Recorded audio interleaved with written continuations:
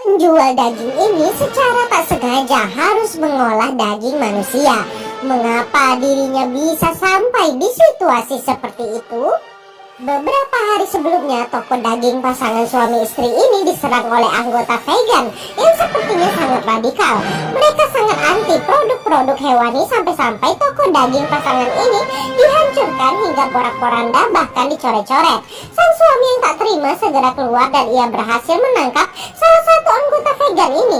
Pria itu menarik-narik topeng yang dipakai oleh anggota vegan itu dan akhirnya berhasil, dan pria itu pun melihat wajahnya. Saat pria itu akan menghajarnya, teman-teman anggota vegan yang lain datang untuk menyelamatkan anggota mereka itu, dan mereka semua pun langsung kabur. Suami istri ini pun tak dapat berbuat apa-apa, namun pria ini akan mengingat wajah satu anggota vegan yang menghancurkan tokonya itu.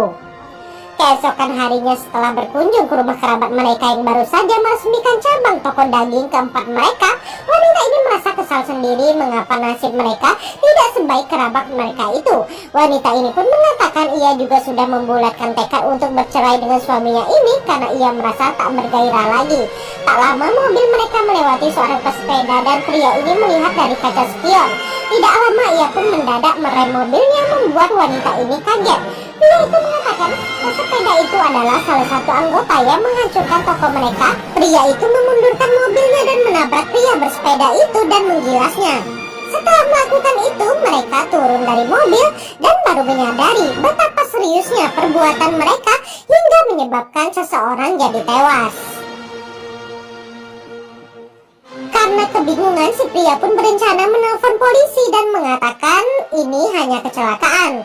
Sang istri pun memarahinya karena di mobil mereka ada senapan pemberian kerabat mereka tadi, dan juga si pria baru saja minum alkohol.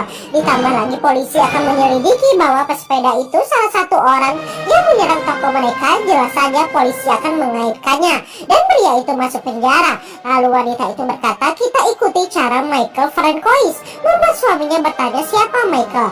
Ternyata Michael Francois adalah ahli bedah yang juga seorang psikopat. Ia membedah tubuh korbannya dan meninggalkannya di tong sampah di seluruh kota. Maka inilah yang dilakukan pria ini.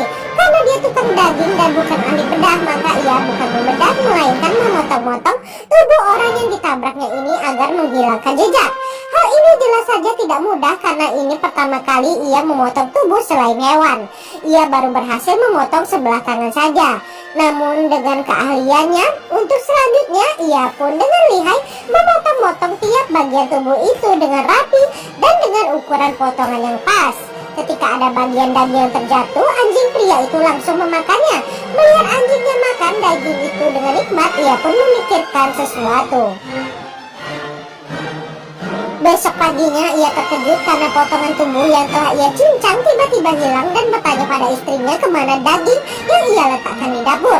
Sang istri berkata daging itu sudah diiris-iris. Pria ini pun panik dan berkata daging itu tidak untuk dijual. Namun belum selesai bicara, seseorang pelanggan datang dan berkata daging yang tadi dia beli rasanya sangat enak dan lain dari biasanya.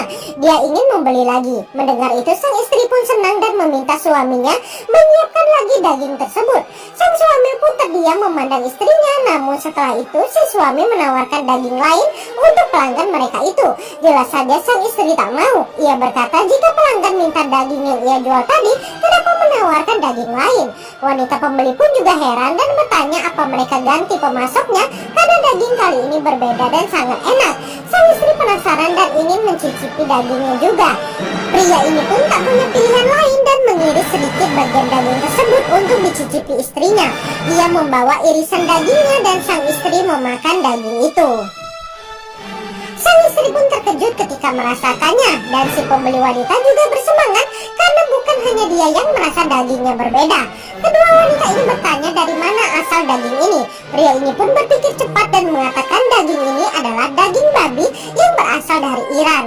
Apakah mereka akan meneruskan menjual daging manusia